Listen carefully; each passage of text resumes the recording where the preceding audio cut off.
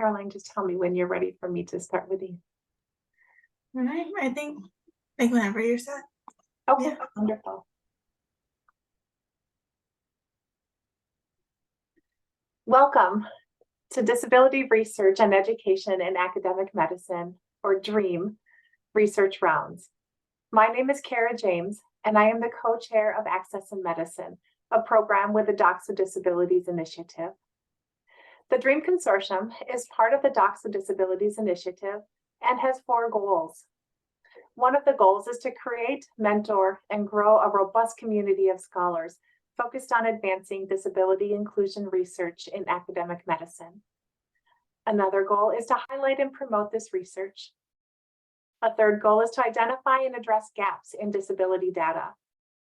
And finally, the 4th goal is to connect researchers and stakeholders to promote cross-cultural collaboration.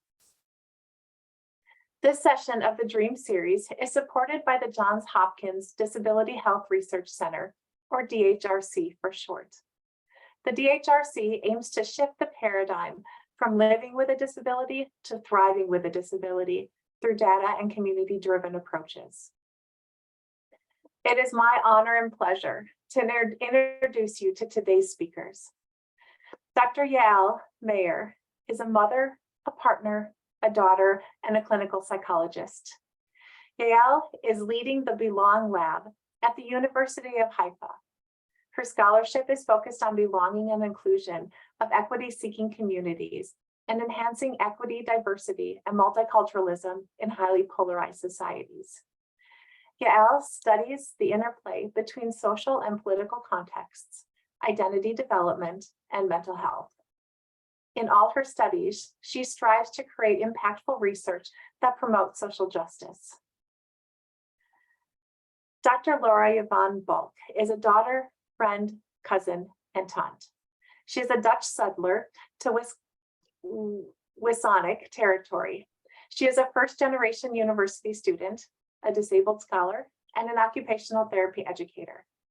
Her educational leadership focuses on promoting justice, right relationship, and building spaces of belonging as people from equity-denied groups and in distributed education. Dr. Tal Jarus is a queer, white, cis woman settler who immigrated to Canada 17 years ago.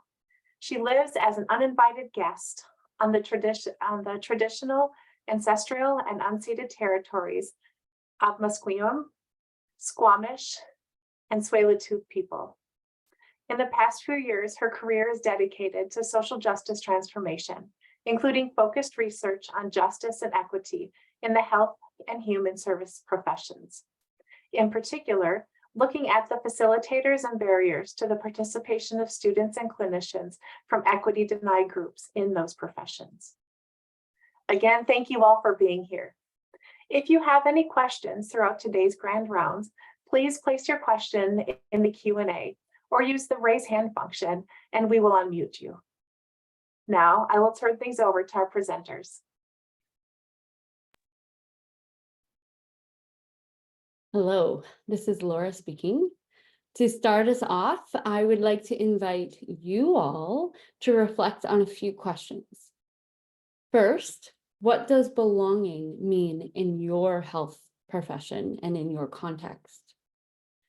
Do you feel that you belong? Who belongs in your health profession and who does not?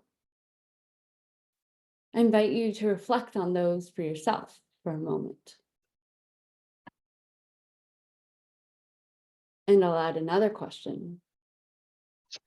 I'm going to invite you to share this one in the chat, but I think you don't have access to the chat. So in the Q&A section, and we'll still get to see them.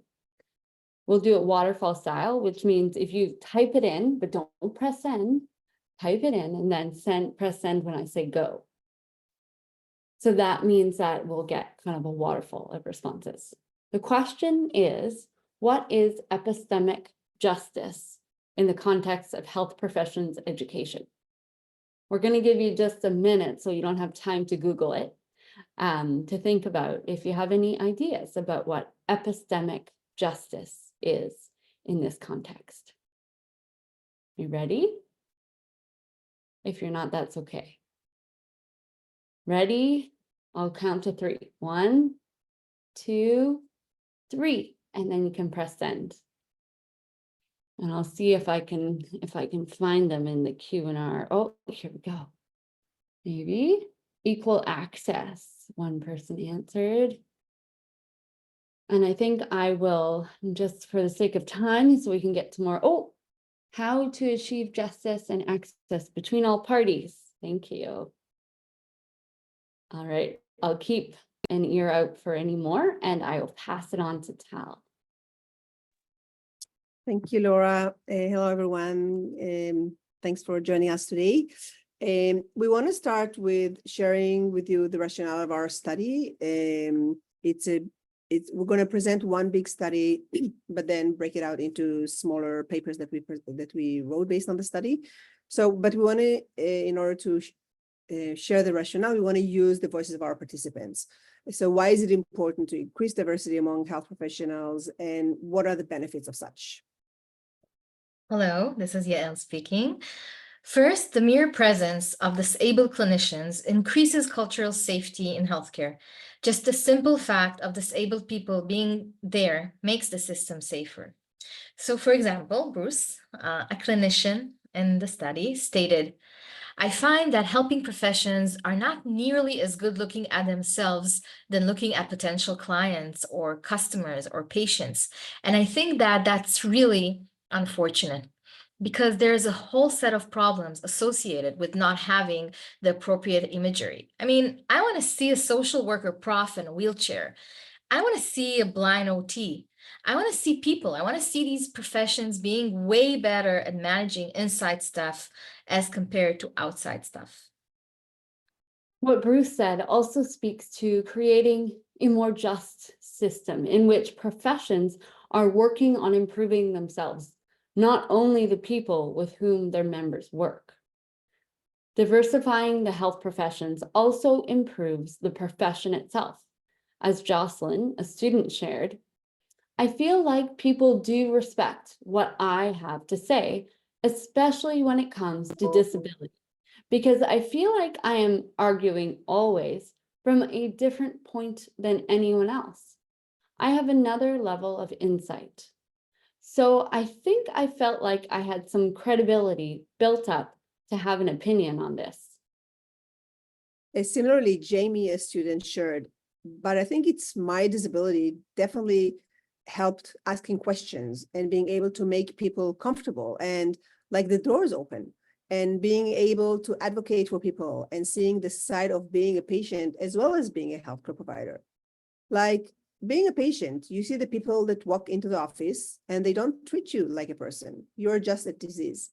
And now knowing, well, you need to look at the whole person, ask about their stress, ask about their family life." Disabled clinicians, aside from increasing cultural safety, also bring unique skills based on our experiential knowledge that are beneficial for our clients. Both strategies we acquire and innate compassion and understanding of living with a disability in an ableist world. A student, who we'll call Sally, said, "Having worked with these difficulties in myself and recognizing them even more and becoming more self-aware allows me to, like, so often I'll be working with people or children and I'm thinking, I can see where some of these accommodations would help you because they helped me. Or, I'm seeing maybe why people are frustrated or things aren't working. So it gives me a different lens for working with people, which I think is a good thing." And I think I'm a lot more compassionate for others because, I have a better understanding of what a disability is. Bruce, a clinician. So we just introduced to you the main part of the rationale, which is why we need to diversify the health professions. And while there is an understanding, at least a conversation on such among the health professions and health professional education programs, many studies indicate that disabled students and clinicians are facing significant barriers in their educational and practice journey. So what we know from those studies so far is that most past studies indeed identified both the benefits of diversifying the health professions and the barriers experienced by disabled students and clinicians. Past studies were fragmented. They usually focused on one health profession or either students or clinicians, one-time interaction with participants. So our study, therefore, focused on 5 health professions. We included both students and clinicians, where each was interviewed anywhere between 2 to 3 times over the period of 1 year.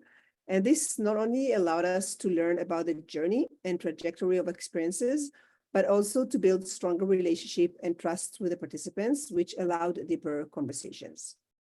It was a large, longitudinal, multi-site grounded theory study that took place in one large city in Western Canada, which is Vancouver, and 2 smaller cities, Kelowna at the west and Kingston, Ontario in the east of Canada.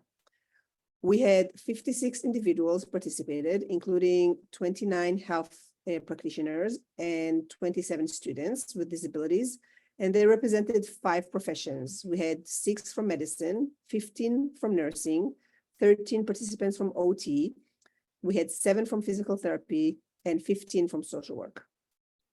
Participants self-identified as having a disability, including physical, mental, developmental, or learning disabilities. In 45 to 90-minute semi-structured interviews, participants described what disability is like in their roles as health professionals, students, and practitioners, including addressing their academic and professional experiences. They also discussed processes of requesting academic and workplace accommodations, navigating disclosure, development of identity, stigma, and social support in health professions. Participants were interviewed up to 3 times over a year and a half. In total, we had 124 interviews. So this approach allowed us to build trust, ask about recent experiences, changes in their life, consider evolution of experiences over time, allowed even participants to evolve throughout the year and reflect on issues we addressed in the previous interview and bring it up in the second interview. So what we want to share with you today is our finding from that study, and I'm going to share my screen with you.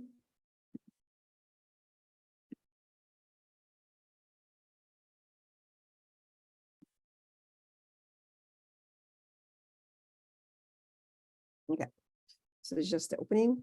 So this is the overarching findings from our study.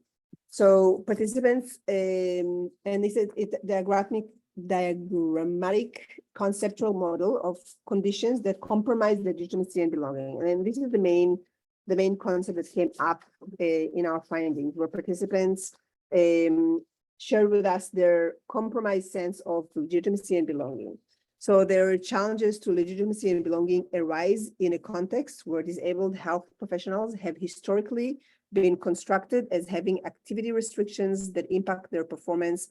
So while the experience of a sense of compromised legitimacy and belonging was a universal experience, the degree of distress experienced and the specific nature of the challenges varied across participants, and we're going to talk a little bit about that. We identified 6 contributing conditions to this compromised sense of legitimacy and belonging. The first one was validity and transparency of the evaluation of competencies. So many of our participants talked about equating the health condition and competency, being held to unreasonable standards, being blamed for team performances, and lacking transparent bona fide requirements. And how do we define essential competencies? How do we evaluate them? The second condition was the social and physical context of practice and education. And we all know that most health professions are currently practicing in a context of increased workload, often demeaning social climates, very competitive, often experiencing labeling service recipients negatively. So while students and other and other peers are hearing their peers talking negatively about clients or disability and how that impact the person themselves. And in addition to that, many of our healthcare contexts are inaccessible physically. The third factor was the integration of inclusive practices across the health systems. So we heard quite clear that it's not a system priority to make our systems inclusive. There is a poor integration of knowledge advancement related to inclusion, and there is not only poor integration, there is also lack of knowledge on how to make the health professions inclusive.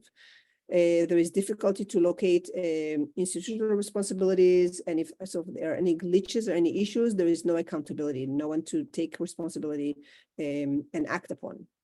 There is limited forms of institutional support. There is lacking accountability and procedures to support inclusion in fieldwork setting in particular, and transition from education to practice. There is a reduced flexibility in specialty mobility. So we are training generalists, which means there are lots of challenges with that. And there's also challenges with the mobility between the specialty area. And there is lack of proactive planning of new services. The fourth factor was maintaining the boundary between personal and professional identity. So there is not valuing the benefits of lived experiences and enacting behaviors to prove, so constantly needing to prove legitimacy and competency, and often experiencing intrusive and inappropriate questions from peers or clients. The fifth factor was being vulnerable to authority figure who undermine legitimacy and belonging.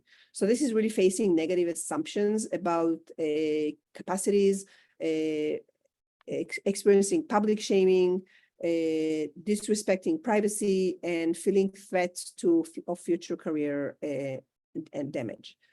This was in particular for students. And the last factor was dynamic personal level factors impacting inclusion, which basically mean life happens. In addition to having a disability, there is a changing health conditions, there is evolving technology that impact how I interact with my environment and how my disability impact my ability to function, and changing personal life circumstances.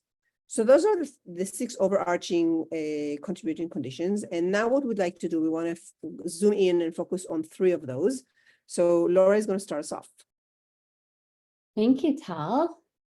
All right, so this first paper that I'm going to talk about, we call the heterogeneity paper, but because it's a mouthful, we call it the HET paper. And we will give you all the citations for all of these. So one tension that we notice is the lack of understanding of disability experiences, which plays into the 6 conditions that Tal just helpfully outlined. Of course, experiences of disability, as you all well know, are unique to the individual and community. Disabled healthcare professionals, we found one commonality is that we have a diverse, embodied, and socially embedded experiences. Based on the findings from the study, we created a model to help us conceptualize the heterogeneous, there you go, experiences of disability, while also fostering a sense of solidarity among people with shared dimensions of experience. So on the screen, there is a figure of a large cloud labeled academic and social contexts. A cloud within that cloud that is labeled on one side dimensions and on the other side characteristics. So in the middle of that cloud, there is the smallest cloud, and that is labeled individual experience. What are sometimes referred to as impairments are here called disability characteristics. So these describe the body-mind level impacts associated with the range of health-related conditions experienced by participants. We can also think of these as body-mind structures or functions that differ from the quote-unquote norm. For example, living life with one leg differs from the norm. Disability is also associated with what the International Classification of Functioning and Disability calls functional limitations. So if you're familiar with the ICF from the World Health Organization, that's one connection you might be able to make. Characteristics of disability impact daily life, education, and professional practice. But how these impacts are experienced will vary. We call these dimensions of disability.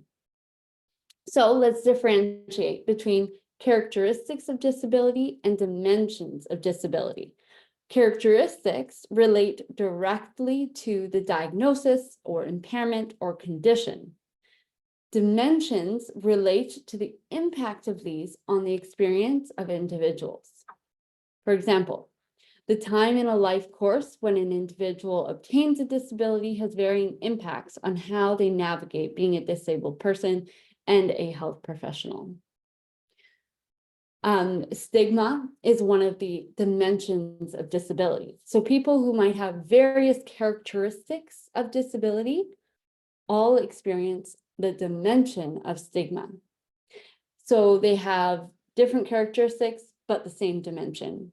Similarly, people can have completely different dimensions, how they experience it, but have the same characteristics of disability. So this gets to the idea that we cannot assume, based on a characteristic of disability, what that experience is going to be.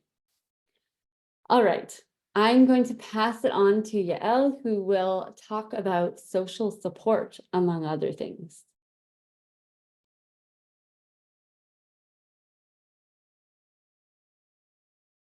Yeah, you're Sorry, muted. I was muted. Yes. Thank you, Laura. So in this study, we tried to understand how social support processes are experienced by disabled students and clinicians using the qualitative ego network analysis. So Tal, if you could pass to the next slide, please. And thank you. So using the qualitative ego network approach, we built a social support network for each participant, using the information we gathered in the first interview, and presented a visual network in the second interview, asking questions about it. What you can see in this slide is one example of an ego network of one of the participants, participant A. And what you can see are a few circles in light gray that represent more of positive connections, and one circle, JP, supervisor, in dark gray that represents a more conflictual or negative person that the A experiences negative interactions with. And what you can see, DF is starred because this is a person with disabilities. The length of the line represents the strength of the connection, or the impact the connection has on A.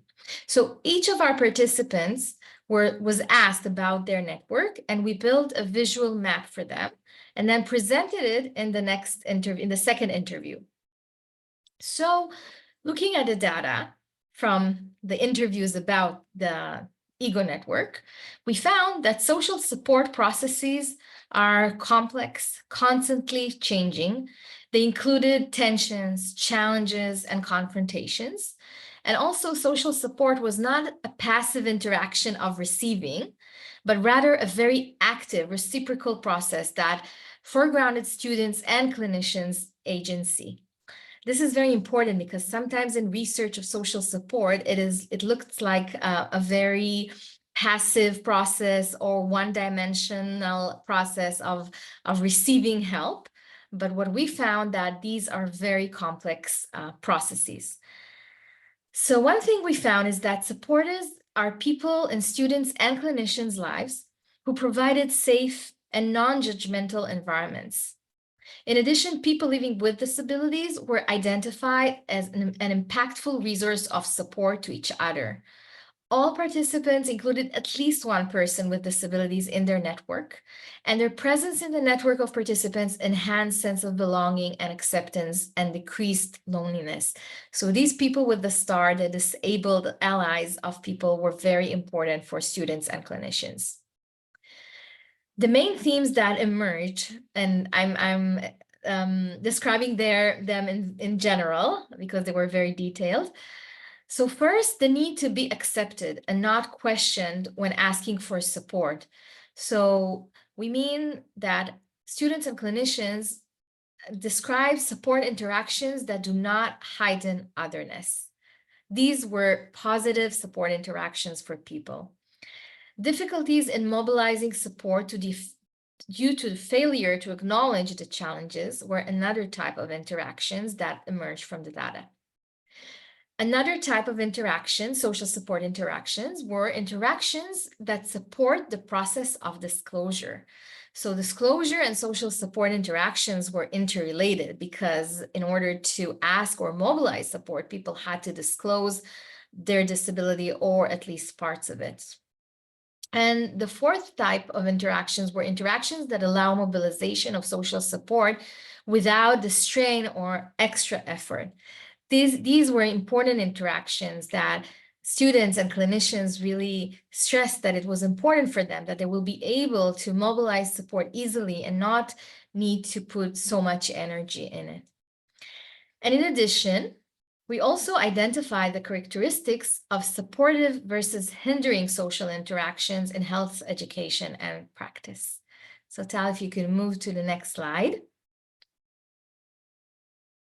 Thank you. So in the next slide, you can see the characteristics that we found of supportive social interactions versus hindering social interactions. In general, I'll add that social support was kind of like a climate in a specific healthcare environment or educational program. In this table, there are a few characteristics. You'll be able also to read them in a paper that we'll share soon in the chat. I'll provide just one example. So supportive social interactions were ones that promote open communication about the support needed for disabled health students or clinicians, including accommodations or other personal needs. And as opposed to that, hindering social interactions were ones that where communications about a disability were implicit, and there weren't any discussions or opportunities to mobilize support in a safe way. One important thing I'll add for supportive social interactions were making gestures of belonging.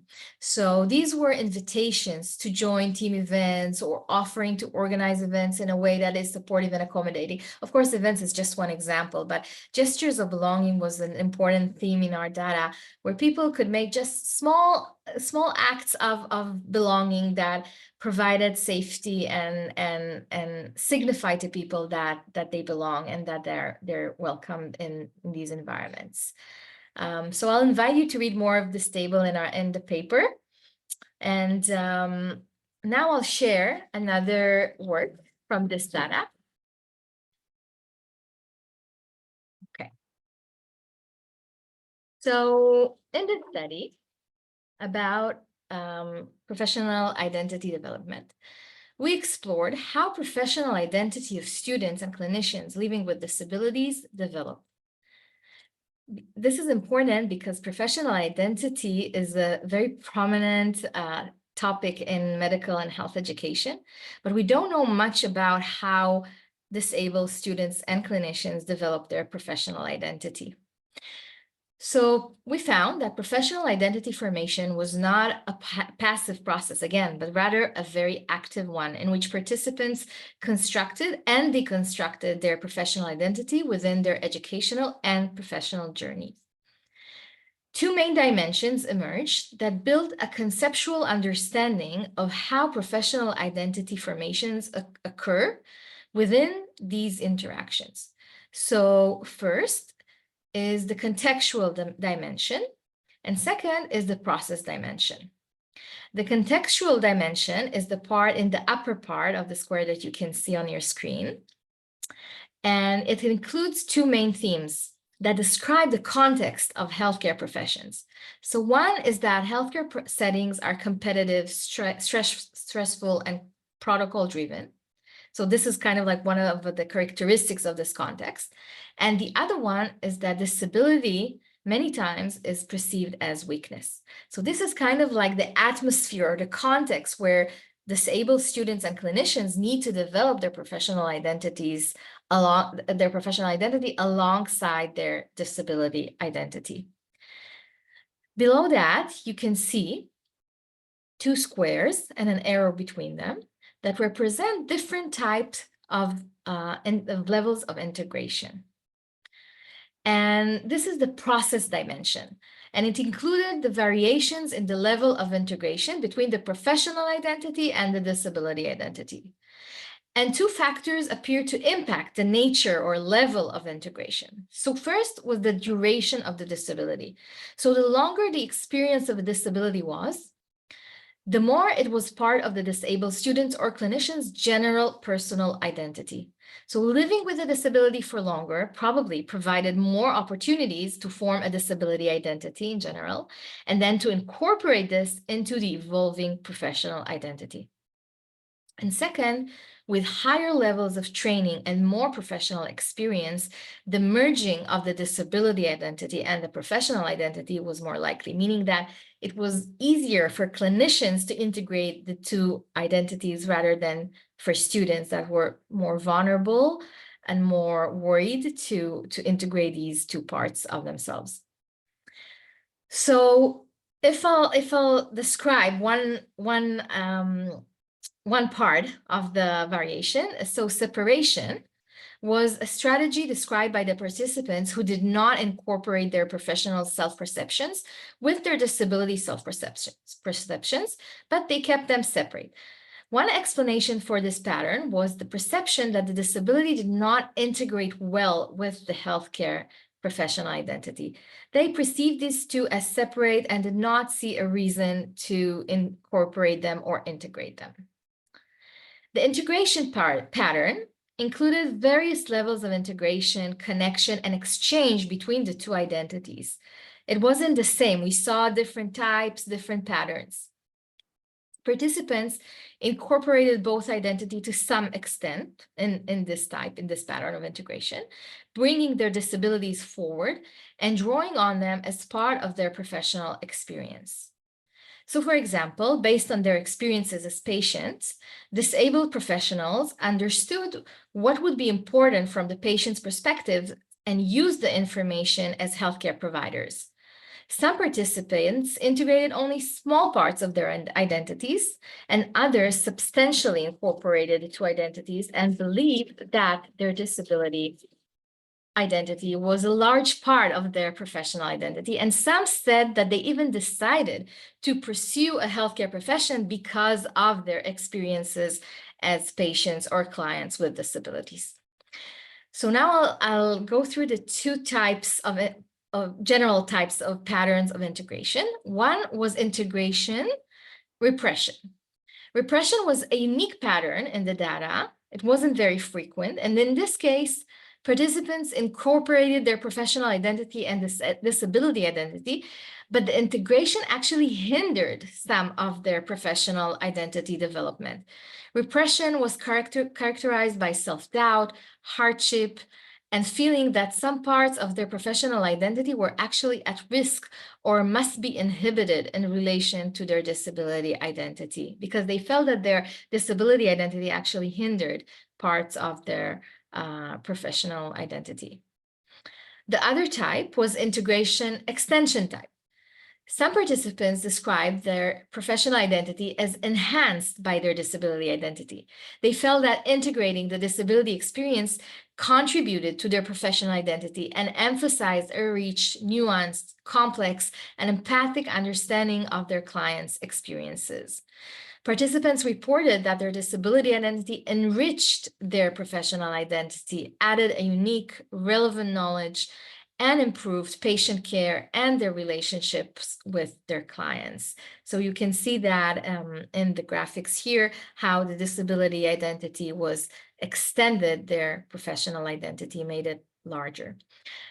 So lastly, our study taught us also what could support positive environment for disabled students. What actions can we take? How can we promote a more inclusive environment, a safer environment for students and clinicians with disabilities? And I'll pass it on to Laura to expand about that. Thanks, Yael. All right, so on the next slide, we have what we call our inclusive space sticker. So this is something you can print out. It's available online on our website. We'll put stuff, we'll make sure that those links get out to you. You can print it out and put it on your door, on the back of your laptop. It is an image that says inclusive space, which integrates various symbols and pictures, and in health and human services. And then below it, it says, by displaying the sticker, I pledge to actively work to create an inclusive and accessible space for people with disabilities. In this space, diversity is encouraged, and people with disabilities and allies are welcomed and supported. So this is one, and it's available in French as well, because we're from Canada. This is one way that you can show your support, and that you can also invite others to do the same within your space. On the next couple slides, we just kind of have images of a couple posters that we created. Again, available online. You can also scan the QR codes at the top right-hand corner. And these are 10 tips. This one is 10 tips for people with disabilities from people with disabilities. The next one, well done, is 10 tips for allies of people with disabilities. And this all comes from our participants who shared their stories and their advice with us. And based on that, we created these flyers with tips for all of us to be better allies. So with that, I am going to say thank you to all of you, to our participants, especially who shared their stories with us courageously, to the folks who funded the project, and also folks who were part of the team. It took a lot of people. That's a lot of data you heard about today. And so Tal built up an amazing team of people, and I'm privileged to get to be part of it. Also thank all of you for being here with us and for putting questions in the Q&A. We don't have any yet, but when they come in, we would be glad to address those. We also invite you, if you would like to put up your little blue hand, if we still have those, our fantastic host. By the way, we'd also like to thank our hosts today for having us. Our fantastic host can allow you to unmute so you can ask your question. So if it has a bit more nuance, it might be easier for you to do it that way. We have one question here from Giselle. Were there any differences between professions or courses? So that's an interesting question. So as we talked about, there were various health professions included in the study. And interestingly, we found a lot of similarities. We have thought about the various barriers that there were and the different lived experiences, and there were more similarities than differences, I would say. Tal can correct me.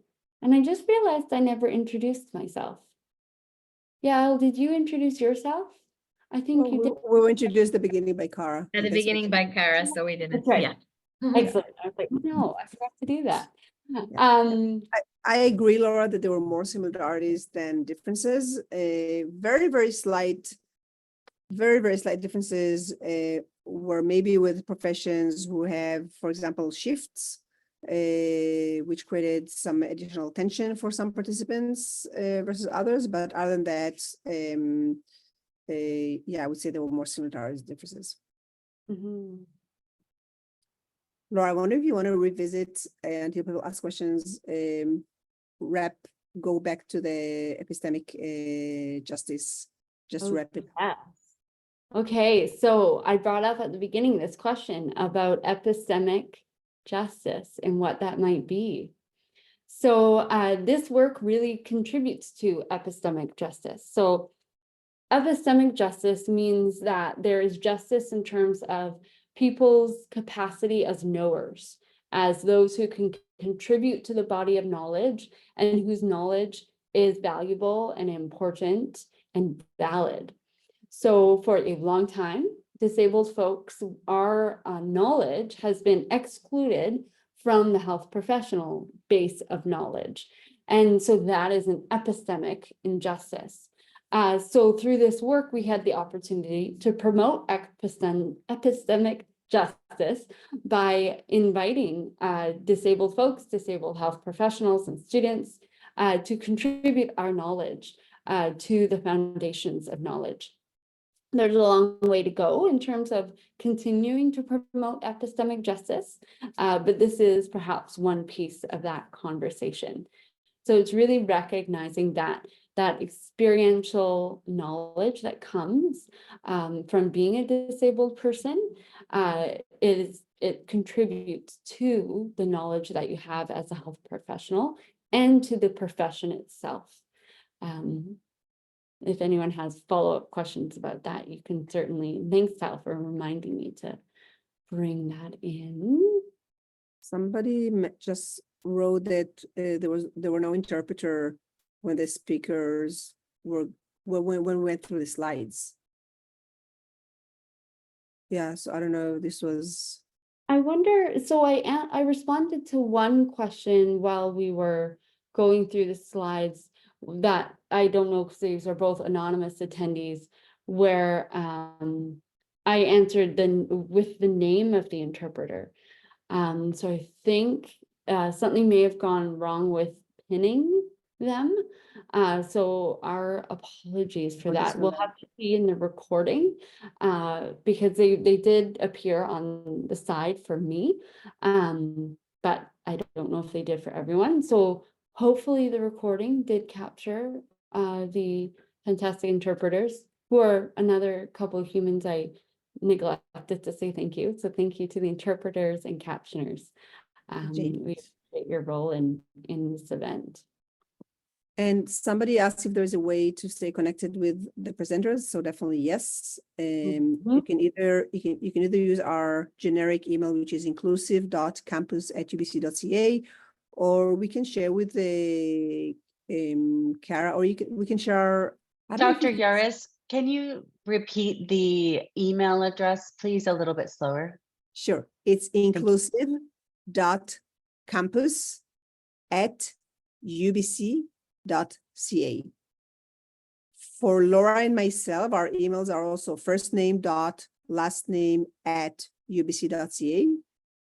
Yael has different email, but if you contact us, we'll be more than happy to share Yael's email, or you can put it in the chat. Yeah. I can only post for the hosts and panelists, but maybe I can write it and then someone else can put it in the chat for everyone. Yes, and with the follow-up email, perhaps it can be sent. And I also typed in Tal's and mine because I didn't know yours off the top of my head, Yael, in the in response to the question in the Q&A. So if you go into the Q&A and you go under answered, you might be able to add to the answer. Yeah, I will add. Yes, I will add. I see the papers are asked too, so we can put the links there. Yes, we'll make sure those get sent. Thank you for the question. Anyone have a question you'd like to ask? You can raise your hand or put it in the Q&A. I'm going to check in there again. Any thoughts or comments? Some of you are also conducting studies yourselves, so from other countries. So any comparative comments or reflections?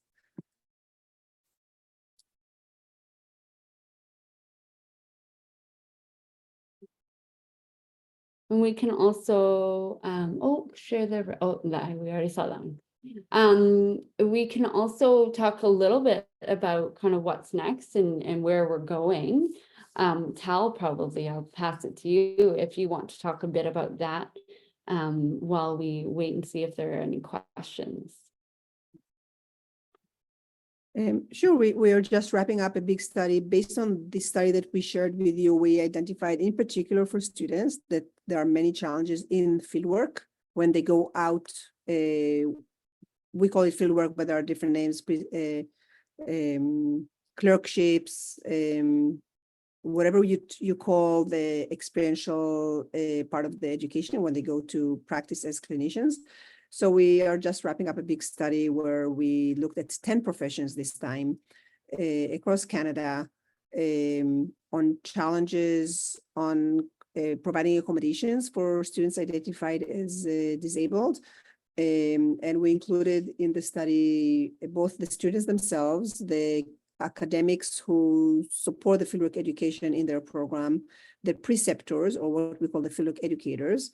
This was a mixed study where we had interviews and questionnaires, and we also interviewed them, or had questionnaire for the accessibility advisors, and we interviewed what we call the professional partners. So professional associations, licensing bodies, accreditation bodies of the academic programs. As I said, we just wrapped it and we're now busy with writing papers on it. We have one paper accepted for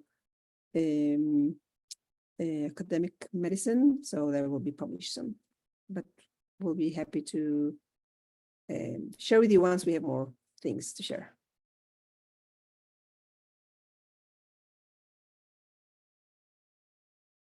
Can you also share the references? Yeah, I don't know, Cara, if I send you an organized list of references, would you be able to send it out to everyone?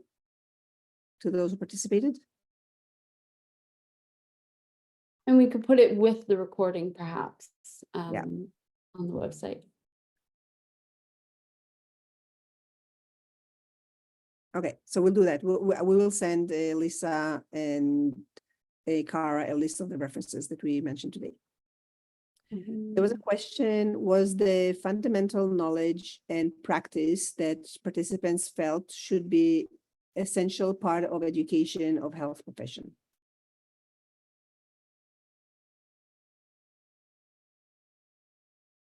If I'm understanding the question correctly, so what are some fundamental things that need to be integrated into education for health professionals? I think now this is based on my learning in general, including through this project and through the community, all of which you all are a part. But just some basic understandings of ableism and disableism and the importance and value of diversifying the health professions. I think those are some things that stand out to me. And so ableism and disableism are important to learn about, and the positive side of it, the importance and the value and vitality, it's essential we have diversity in the health professions, and recognizing disability as an aspect of that.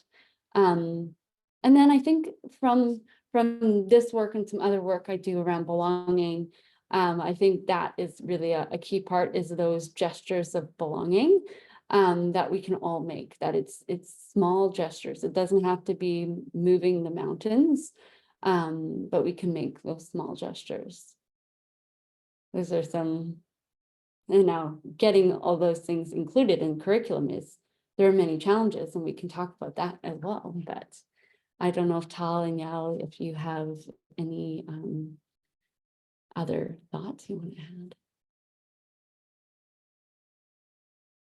I think maybe one of the interesting things was that the study revealed how much, maybe unintentionally or without being aware of that, healthcare professions hold a lot of stigma and stereotypes about people with disabilities.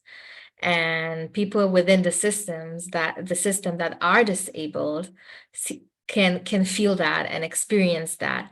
And how important it is to work all the time reflectively and raising awareness and working all the time with clinicians and students about identifying their own stereotypes, their own stigmas, and see how we can grow awareness of the experiential knowledge and the experiences of people with disabilities.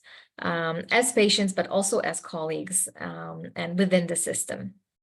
And as we said at the beginning, it's always surprising to see how sometimes healthcare professions can be so difficult and challenging for people with disabilities that are within the system. So sometimes we can be very empathic for patients and clients, but when it comes to colleagues, peers, or supervisors, or people that we manage or that we provide supervision, we can be less empathic. So the study revealed these aspects.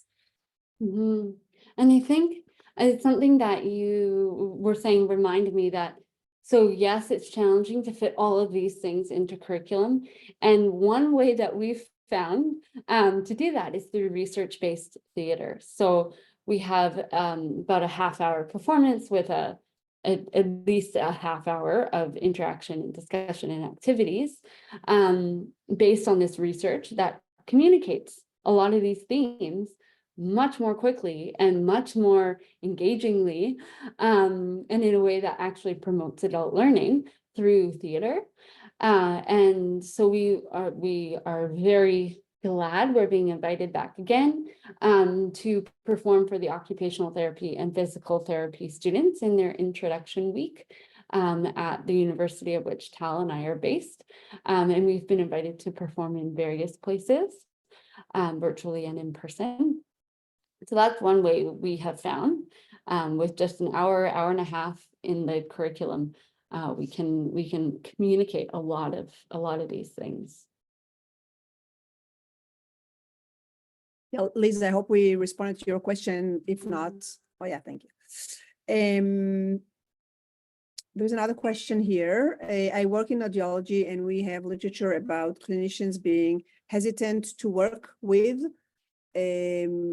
hard of hearing deaf students. It seems so contradictory as you are saying. Yeah. Yeah. So and we are. Oh, sorry. Oh, go ahead. No, Go go ahead. ahead. Okay, so it's given that I'm not sure exactly what you're talking about, but one of the things that has come up, I think, in this research and even in my own life, is this idea of not wanting to be pigeonholed, for lack of a better term, of like, oh, you're blind, so you work with blind people. And like that's kind of just what you do and what you're allowed to do. And so having it be like seen as you're limited to working with this one group or in this one area, because that is your identity. So it's one of the thoughts I had, but I think Tal also has some thoughts, so I'll let her talk. I was just going to say that similarly, we heard also from occupational therapy students, for example, how they were surprised. One of them said, here out of all places where, OT is known as the profession that is enabling participation, and still within the profession, we're not enabling the participation of disabled students. So it also came up there, yeah. There's a question here about the theater. So, right? Yeah, we do have two papers. So there was a question about papers, right? Are you talking about that, Yael? Yeah. Do you have a paper? First of all, about the thank you so much about the kind words, Lisa, and looking forward to reading the papers. I posted the references in one of the questions, and there's a question here. Do you have a paper or an example further of what you mean by the theater? I'm very interested in that. So I don't know, Tal or Laura, if you want to talk about it, or we can talk about it quickly. We have two papers published that we can add to the list that we'll send Karen and Lisa that can share with you. But basically the theater we created is based on the interviews that we've conducted. We've created narrative composite characteristics. So based on the data, we created four characters. We incorporated quotes from our participants. The process was for the research team to be engaged with facilitators from the theater world, and literally worked together on creating a script for the play based on the data. It was a back and forth process where we created some scenarios. We went back to the data to make sure that the scenarios are representing the data, representing all the themes that came up, going back to the script to update it and change it accordingly, finalizing the script, performing it to get some feedback from the audience, going back to the script and change things based on audience feedback. And then working with a scriptwriter who packaged it all together to one show. We had, I think, 3 iterations. Then came pandemic. We evolved into a Zoom performance during the pandemic, and now when there is a ability to perform live, we have our 4th iteration where it's a combination between the live performance and the Zoom performance. And as I said, it is a Zoom performance. If any of you are interested in us coming and performing for your institution, just send us an email. We'll be more than happy to do that. We found it's quite an amazing experience for the audience. Yeah, to add to that, yeah, thank you, Tal. I'll add to that one of the nice and powerful experiences with the theater is that it connects people emotionally to the experience, not just the knowledge or the cognitive part, but more of walking a little bit in our participants' shoes and hearing in their own words. It's very touching, and I think it really connects people to the stories and to the lived experiences of our participants. And just to connect to the epistemic justice that we started with, is one way to promote epistemic justice, that the experiential knowledge of disabled students and clinicians is important, and it's important that people will hear their stories. And this is one way to promote epistemic justice using art and theater.